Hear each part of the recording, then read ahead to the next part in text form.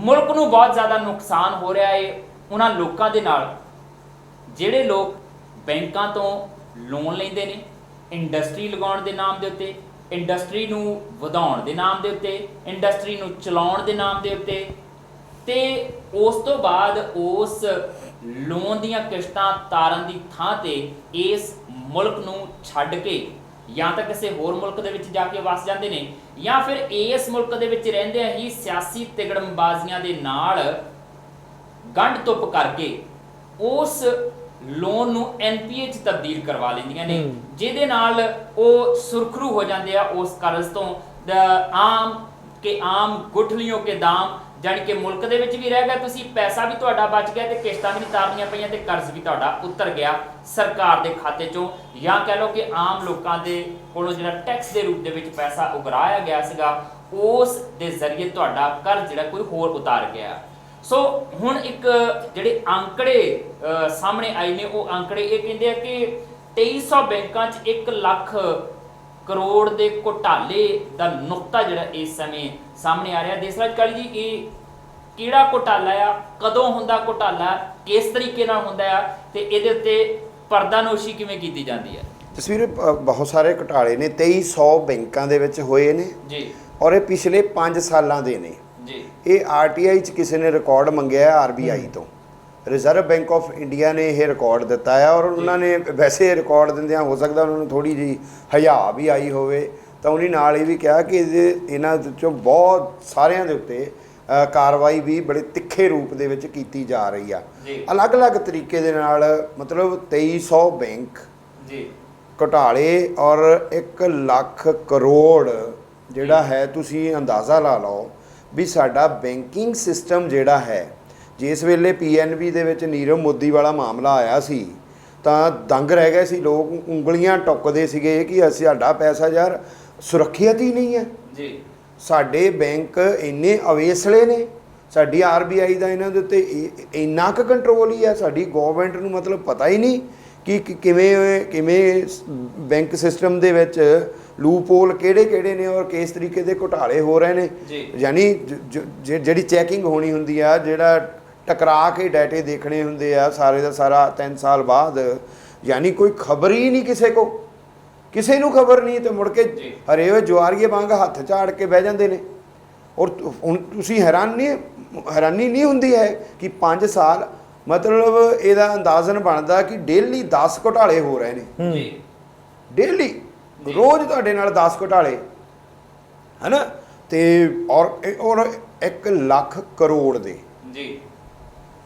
ਯਾਰ ਕਿੱਥੇ ਕਿਸਾਨ ਸਾਡਾ ਮਰ ਰਿਹਾ ਜੀ, ਕਿੱਥੇ ਖੇਤ ਮਜ਼ਦੂਰ ਸਾਡਾ ਸੁਸਾਈਡ ਕਰ ਰਿਹਾ, ਕਿਤੇ 50,000 ਕਿਸਾਨ ਨੂੰ ਕਿਸਾਨਾਂ ਦਾ ਸਾਰਾ ਕਰਜ਼ਾ ਉਤਰ ਜਾਣਾ, ਟੋਟਲ ਕਰਜ਼ਾ ਜਿੰਨਾ 95,000 ਕਰੋੜ ਦੇ ਕਰੀਬ ਜਿਹੜਾ ਉਹ ਬਣਦਾ ਕਰਜ਼ਾ ਪੰਜਾਬ ਦੇ ਕਿਸਾਨਾਂ ਦਾ। ਮਤਲਬ ਤੁਸੀਂ ਯਾਰ ਇਹ ਸਰਕਾਰਾਂ ਦੀ ਨਲਾਇਕੀ ਔਰ ਜਾਂ ਕੋ ਇੱਕ ਕੌਨਸਪੀਰੇਸੀ ਕਿ ਉਹਨਾਂ ਘਰਾਣਿਆਂ ਨੂੰ, ਉਹਨਾਂ ਵੱਡੇ ਘਰਾਣਿਆਂ ਨੂੰ ਜਿਨ੍ਹਾਂ ਤੋਂ ਪੈਸੇ ਲੈ ਕੇ ਮੁੜ ਕੇ ਚੋਣਾਂ ਲੜਨੀਆਂ ਆ, ਆਪ ਹੁਦਰੀਆਂ ਕਰਨ ਲਈ ਛੱਡ ਦਿੱਤਾ ਆ ਔਰ ਲੋਕਾਂ ਦਾ ਪੈਸਾ, ਟੈਕਸ ਪੇਅਰਸ ਦਾ ਪੈਸਾ, ਇਨਵੈਸਟਰਸ ਦਾ ਪੈਸਾ ਜਿਹੜਾ ਆ ਉਹ ਕੁਝ ਚੰਦ ਕੁ ਬੰਦਿਆਂ ਦੇ ਉੱਤੇ ਲੁਟਾਈ ਤੁਰੇ ਜਾ ਰਹੇ ਜੀ। ਬਿਲਕੁਲ ਅਨੰਦ ਜੀ, ਇੱਕ ਥੋੜਾ ਜਿਹਾ ਕਿਉਂਕਿ ਇਕਨੋਮਿਕਸ ਦੇ ਨਾਲ ਤੁਸੀਂ ਜੁੜੇ ਹੋਏ ਇੱਕ ਨੁਕਤਾ ਜ਼ਰੂਰ ਮੈਂ ਚਾਹੁੰਦਾ ਕਿ ਸਾਡੇ ਦਰਸ਼ਕਾਂ ਨਾਲ ਥੋੜਾ ਜਿਹਾ ਸਪਸ਼ਟ ਕੀਤਾ ਜਾਵੇ ਕਿ ਐਨਪੀਏ ਦੇ ਵਿੱਚ ਜਿਵੇਂ ਤਬਦੀਲ ਕਰ ਦਿੱਤਾ ਜਾਂਦਾ ਲੋਨ, ਕਿ ਹੁਣ ਇਹ ਨਾਨ ਪ੍ਰੋਫਿਟ ਐਸੈਟ ਹੋ ਗਿਆ ਤੇ ਇਹ ਵਾਪਸ ਨਹੀਂ ਦੇ ਆਉਣਾ।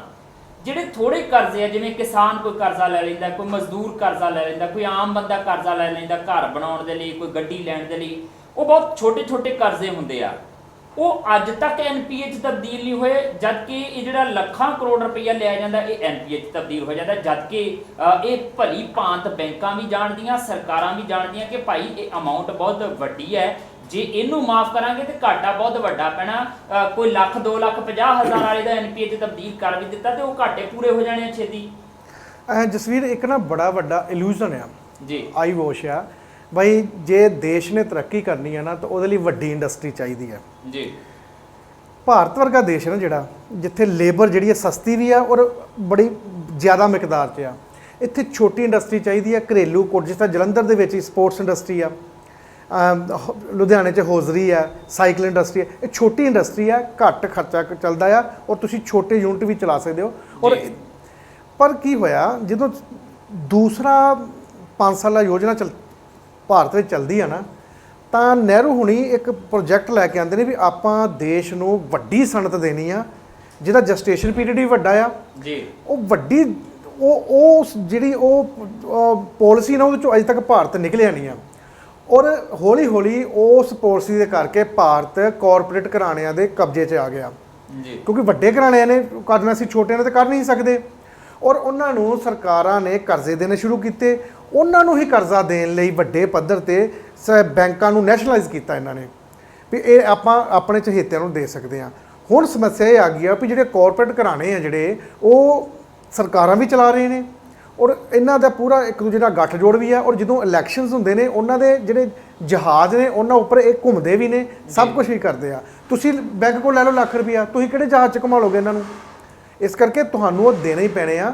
ਇਹ ਵੱਡੀ ਇੰਡਸਟਰੀ ਦੇ ਨਾਂ ਦੇ ਉੱਪਰ ਇਹਨਾਂ ਨੇ ਵੱਡੇ ਘਰਾਣਿਆਂ ਨੂੰ ਪੈਸੇ ਦਿੱਤੇ ਔਰ ਉਹਨਾਂ ਨੂੰ ਇਹਨਾਂ ਨੇ NPA ਵਿੱਚ ਪਾ ਲਿਆ। ਵੈਸੇ ਦੇਖਿਆ ਜਾਵੇ ਜਸਵੀਰ, ਜਾਂ ਥਿਓਰੈਟੀਕਲੀ NPO ਨਾਂ ਦੀ NPA ਜਿਹੜੇ ਆ ਨਾ, ਇਹ ਇੱਕ ਇਲੀਗਲ ਔਰ ਅਨਐਥੀਕਲ ਟਰਮ ਆ ਜੀ। ਅਨਐਥੀਕਲ ਟਰਮ ਆ। ਤੁਸੀਂ ਇੱਕ ਕੰਪਨੀ ਦਾ ਇੱਕ ਬੰਦਾ, ਉਹਦੇ ਕੋਲ ਇੱਕ ਕੰਪਨੀਆਂ ਨਹੀਂ ਹੈਗੀਆਂ, 100-150 ਕੰਪਨੀਆਂ ਦਾ ਮਾਲਕ ਆ। ਉਹਦੀ ਇੱਕ ਕੰਪਨੀ ਜਿਹੜੀ ਹੈ ਦਿਵਾਲੀਆ ਹੋ ਗਈ ਆ, ਉਹ ਪ੍ਰੋਫਿਟ 'ਚ ਨਹੀਂ ਜਾ ਰਹੀ, ਉਹ ਹੋਰਨਾਂ ਕੰਪਨੀਆਂ ਦਾ ਵੀ ਮਾਲਕ ਆ। ਉਹਦੇ ਕੋਲ ਵੱਡੇ ਬੰਗਲਿਆਂ 'ਚ ਰਹਿ ਰਿਹਾ ਆ, ਉਹ ਆਪਣਾ ਕਰਜ਼ਾ ਨਹੀਂ ਦੇ ਰਿਹਾ ਪਰ 1.5 ਕਰੋੜ ਦੀ ਕਾਰ 'ਚ ਘੁੰਮ ਰਿਹਾ ਆ, 5 ਕਰੋੜ ਦੇ 10 ਕਰੋੜ ਜਾਂ 1 ਅਰਬ ਦੇ ਬੰਗਲੇ 'ਚ ਰਹਿ ਰਿਹਾ। ਉਹਨਾਂ ਨੂੰ ਕਿਉਂ ਨਹੀਂ ਕਰ ਰਹੇ ਤੁਸੀਂ? ਉਹ ਕੁਰਕ ਕਰਨਾ ਚਾਹੀਦਾ ਆ। ਕਿਸਾਨ ਜਿਹੜਾ ਆ ਉਹ ਕਰਜ਼ਾ ਨਹੀਂ ਜਦੋਂ ਮੋੜਦਾ, ਉਹਨੂੰ ਸੁਸਾਈਡ ਕਰਨਾ ਪੈਂਦਾ ਕਿਉਂਕਿ ਉਹਨੂੰ ਘਰ ਜਾ ਕੇ ਬੇਇੱਜ਼ਤ ਕੀਤਾ ਜਾਂਦਾ ਆ। Middle class, lower middle class ਨੂੰ ਉਸ ਹੱਦ ਤੱਕ ਬੇਇੱਜ਼ਤ ਕੀਤਾ ਜਾਂਦਾ ਆ। ਔਰ ਜਸਵੀਰ, ਮੈਂ ਇਸ ਗੱਲ ਨਾਲ ਇੱਕ ਜੋੜਾਂਗਾ, ਜਿਹੜੇ ਕੋਲੀਆਂ ਵਾਲੀ ਆ, ਜਿਹੜੇ ਬਾਦਲਾਂ ਦੇ ਬੜੇ ਦਿਆਲ ਸਿੰਘ ਕੋਲੀਆਂ ਵਾਲੀ, ਉਹਨਾਂ ਨੇ ਵੀ ਕਰਜ਼ਾ ਲਿਆ ਔਰ ਦਿੱਤਾ ਹੀ ਨਹੀਂ ਜੀ। ਔਰ ਇਸ ਵਾਰੀ ਪੰਜਾਬ ਸਰਕਾਰ ਨੇ ਬੜਾ ਵਧੀਆ ਤਰੀਕਾ ਅਪਣਾਇਆ, ਜਿਹੜਾ ਬੈਂਕ ਜਾਂ ਸੁਸਾਇਟੀਆਂ ਛੋਟੇ ਕਰਜ਼ਦਾਰਾਂ ਨੂੰ ਅਪਣਾਉਂਦੀਆਂ ਸੀ ਨਾ, ਉਹਨਾਂ ਨਾਲ ਕੀਤਾ। ਇਹਨਾਂ ਨਾਲ 160-65 ਦੇ ਕਰੋੜ ਦੇ ਲਗਭਗ, ਬਿਲਕੁਲ 1.5 ਅਰਬ ਦੇ ਕਰੋੜ ਇਹਦੇ ਕੋਲ ਲੈਣੇ ਸੀ ਜੀ। ਇਹ ਦੇ ਨਹੀਂ ਸੀ ਰਹੇ। ਜਿਹੜੀ ਸੁਸਾਇਟੀ ਔਰ ਬੈਂਕ ਸੰਬੰਧਿਤ ਸੀ ਨਾ, ਉਹਨਾਂ ਨੇ ਇਹਦੇ ਘਰ ਦੇ ਬਾਹਰ ਧਰਨਾ ਦਿੱਤਾ, ਇਹਦੀ ਬੇਇੱਜ਼ਤੀ ਹੋਈ, ਸ਼ਰਮਿੰਦਿਆਂ ਕੀਤਾ ਔਰ ਇਹਨੇ ਇਮੀਡੀਏਟਲੀ 50 ਲੱਖ ਰੁਪਈਆ ਵਾਪਸ ਕੀਤਾ ਹੈ ਜੀ। 50 ਲੱਖ ਰੁਪਈਆ ਵਾਪਸ ਕੀਤਾ। ਹੁਣ 105 ਲੱਖ ਕਹਿਣ ਦਾ 1 ਕਰੋੜ ਔਰ 5 ਲੱਖ ਅਜੇ ਵੀ ਰਹਿੰਦਾ ਆ। ਔਰ ਉਹ ਸਰਕਾਰ ਇੱਧਰੋਂ, ਕਿਉਂਕਿ ਹੁਣ ਪੂਰੀ ਤਰ੍ਹਾਂ ਉਹਦੇ ਸੁਖਜਿੰਦਰ ਹੁਣ ਰੰਧਾਵਾ ਹੁਣੀ ਉਹਦੇ ਖਿਲਾਫ ਪਏ ਹੋਏ ਨੇ, ਔਰ ਬੈਂਕ ਔਰ ਸੁਸਾਇਟੀਆਂ, ਔਰ ਉਹ ਵੀ ਇਹਨਾਂ ਨੇ ਕਢਵਾ ਕੇ ਛੱਡਣਾ ਹੈ। ਜੇ ਭਾਵੇਂ ਕਿ ਇਹਦੇ ਪਿੱਛੇ ਪੋਲੀਟੀਕਲ ਮੋਟੀਵੇਟਡ ਵੀ ਹੋ ਸਕਦਾ ਆ, ਬਾਕੀ ਸਾਰੇ ਨਾਲ ਇਦਾਂ ਕੀਤਾ ਜਾਵੇ ਤੇ ਸਭ ਕੁਝ ਹੋ ਜਾਏਗਾ। ਬੈਂਕਾਂ ਦੇ ਪੈਸੇ ਨੱਪਣ ਵਾਲੇ ਜਾਂ ਤਾਂ ਖੁਦ ਸਿਆਸਤਦਾਨ ਹੈ ਜਾਂ ਫਿਰ ਸਿਆਸਤਦਾਨਾਂ ਦੇ ਨਾਲ ਉਹਨਾਂ ਦੀ ਬਹਿਣੀ ਉੱਠਣੀਆਂ, ਰਿਸ਼ਤੇਦਾਰੀਆਂ ਨੇ, ਪਰਿਵਾਰਕ ਮੈਂਬਰ ਨੇ। ਕੁੱਲ ਮਿਲਾ ਕੇ ਕਿਹਾ ਜਾ ਸਕਦਾ ਕਿ ਸਿੱਧੇ ਤੌਰ ਤੇ ਕੋਈ ਸਰਕਾਰੀ ਖਜ਼ਾਨੇ ਨੂੰ ਖੋਰਾ ਨਹੀਂ ਲੱਗਦਾ ਤੇ ਫਿਰ ਇਹ ਨਿਕਾਲ ਲਿਆ ਜਾਂਦਾ ਕਿ ਤੂੰ ਮੇਰਾ ਮਿੱਤਰ ਹੈ, ਤੂੰ ਮੇਰਾ ਰਿਸ਼ਤੇਦਾਰ ਹੈ, ਤੂੰ ਬੈਂਕ ਤੋਂ ਲੋਨ ਲੈ, ਉਧਰੋਂ ਬੈਂਕ ਤੋਂ ਲੋਨ ਲੈ ਤੇ ਉਧਰੋਂ ਤੇਰਾ ਲੋਨ ਮੈਂ NPA ਦੇ ਵਿੱਚ ਤਬਦੀਲ ਕਰਵਾ ਦਾਂਗਾ ਤੇ ਆਪਾਂ ਇਸ ਤਰੀਕੇ ਨਾਲ ਲਾਹਾ ਲੈ ਲੈਂਦੇ ਆ। ਤੇ ਇਸ ਸਭ ਖੇਡ ਦੇ ਵਿੱਚ ਜਿਹੜਾ ਆ ਉਹ ਨਾ ਸਿਰਫ ਮੁਲਕ ਦੀ ਆਰਥਿਕਤਾ ਨੂੰ ਢਾਹ ਲੱਗ ਰਹੀ ਆ, ਬਲਕਿ ਸਿੱਧੇ ਤੌਰ ਤੇ ਆਮ ਲੋਕਾਂ ਦਾ ਬੈਂਕਿੰਗ ਸਿਸਟਮ ਦੇ ਵਿੱਚੋਂ ਹੁਣ ਵਿਸ਼ਵਾਸ ਉੱਠਣਾ ਵੀ ਜਿਹੜਾ ਉਹ ਸ਼ੁਰੂ ਹੋ ਗਿਆ। ਇਹੀ ਕਾਰਨ ਹੈ ਕਿ ਸੈਡੀਸ਼ਨ ਦਾ ਕੇਸ, ਜਸਵੀਰ, ਦੇਸ਼ ਧਰੋਹ ਦਾ ਕੇਸ ਚੱਲਣਾ ਚਾਹੀਦਾ ਹੈ ਜੀ। ਇਸੇ ਕਰਕੇ ਪਿਛਲੇ ਦਿਨੀ ਜਿਹੜਾ ਸਿੱਧੇ ਤੌਰ ਤੇ ਇਹ ਨੁਕਤਾ ਨਿਕਲ ਕੇ ਸਾਹਮਣੇ ਆਇਆ ਸੀਗਾ ਕਿ 11 ਸੂਬਿਆਂ ਦੇ ਵਿੱਚ ਜਿਹੜੇ ATMs ਨੇ, ਮਸ਼ੀਨਾਂ ਨੇ ਜਿਹੜੀਆਂ, ਉਹਨਾਂ ਦੇ ਵਿੱਚੋਂ ਪੈਸੇ ਖਤਮ ਹੋ ਗਏ ਆ, ਪੈਸੇ ਨਿਕਲ ਨਹੀਂ ਰਹੇ ਔਰ ਉਹਨਾਂ ਨੂੰ ਬਲੌਕ ਕਰਕੇ ਰੱਖ ਲਿਆ ਗਿਆ। ਔਰ ਇਹ ਵੀ ਗੱਲ ਨਿਕਲੀ ਸੀਗੀ ਕਿ ਜਿੰਨੇ ਨੋਟਬੰਦੀ ਤੋਂ ਪਹਿਲਾਂ ਕੈਸ਼ ਜਿਹੜਾ ਜਿੰਨਾ ਸੀਗਾ ਉਹ ਪ੍ਰਚਲਨ ਦੇ ਵਿੱਚ ਚੱਲਦਾ ਸੀ, ਉਹਦੇ ਨਾਲੋਂ ਕਿਤੇ ਜ਼ਿਆਦਾ ਨੋਟਬੰਦੀ ਤੋਂ ਬਾਅਦ ਹੁਣ ਚੱਲਣਾ ਸ਼ੁਰੂ ਹੋ ਗਿਆ, ਜਿਹਦੇ ਤੋਂ ਪਤਾ ਲੱਗਦਾ ਕਿ ਉਹ ਜਿਹੜੇ ਮਨਸ਼ੇ, ਜਿਹੜੇ ਮਨੋਰਥ ਰੱਖ ਰਹੀ ਸੀ ਸਰਕਾਰ ਕਿ ਅਸੀਂ ਇਸ ਕਰਕੇ ਨੋਟਬੰਦੀ ਕੀਤੀ, ਉਹਦੇ ਵਿੱਚੋਂ ਕੋਈ ਵੀ ਪੂਰਾ ਨਹੀਂ ਹੋਇਆ। ਉਲਟਾ ਮੁਲਕ ਦੀ ਆਰਥਿਕਤਾ ਨੂੰ ਹੀ ਢਾਹ ਜਿਹੜੀ ਲੱਗਦੀ ਹੈ ਉਹ ਨਜ਼ਰ ਆਈ ਹੈ। ਫਿਲਹਾਲ ਕਿਹਾ ਜਾ ਸਕਦਾ ਕਿ ਇਹ ਰਲ ਮਿਲ ਕੇ ਮੁਲਕ ਨੂੰ ਲੁੱਟਣ ਵਾਲਾ ਹੀ ਪ੍ਰੋਸੈਸ ਹੈ। ਉਹਦੇ ਵਿੱਚ ਬੈਂਕ ਅਧਿਕਾਰੀ ਵੀ ਸ਼ਾਮਲ ਹੋ ਜਾਂਦੇ ਨੇ, ਉਹਦੇ ਵਿੱਚ ਇੰਡਸਟਰੀਲਿਸਟ ਵੀ ਸ਼ਾਮਲ ਹੋ ਜਾਂਦੇ ਨੇ, ਤੇ ਉਹਦੇ ਵਿੱਚ ਸਾਡੀਆਂ ਸਰਕਾਰਾਂ ਦੇ ਨੁਮਾਇੰਦੇ ਵੀ ਸ਼ਾਮਲ ਹੋ ਜਾਂਦੇ ਆ। ਤੇ ਲੁੱਟੇ ਪੁੱਟੇ ਕੌਣ ਜਾਂਦੇ ਆ? ਮੁਲਕ ਦੇ ਆਮ ਲੋਕ, ਜਿਨ੍ਹਾਂ ਦੇ ਖਾਤਿਆਂ ਦੇ ਵਿੱਚੋਂ ਇਹ ਕਹਿ ਕੇ ਪੈਸਾ ਹੋਰ ਕੱਟ ਲਿਆ ਜਾਂਦਾ ਜੁਰਮਾਨੇ ਲਾ ਕੇ ਕਿ ਭਾਈ ਜਿੰਨੀ ਲੋੜ ਸੀਗੀ ਉਹਦੇ ਨਾਲੋਂ ਘੱਟ ਅਕਾਊਂਟ ਦੇ ਵਿੱਚ ਤੁਸੀਂ ਆਪਣਾ ਬੈਲੈਂਸ ਰੱਖਿਆ ਆ। ਇਹ ਕਹਿ ਕੇ ਉਹਨਾਂ ਦਾ ਪੈਸੇ ਕੱਟ ਲਏ ਜਾਂਦੇ ਕਿ ਭਾਈ ਤੁਸੀਂ 5 ਵਾਰ ਤੋਂ ਵੱਧ ਆਪਣੇ ATM ਦਾ ਇਸਤੇਮਾਲ ਕਰ ਲਿਆ ਆ।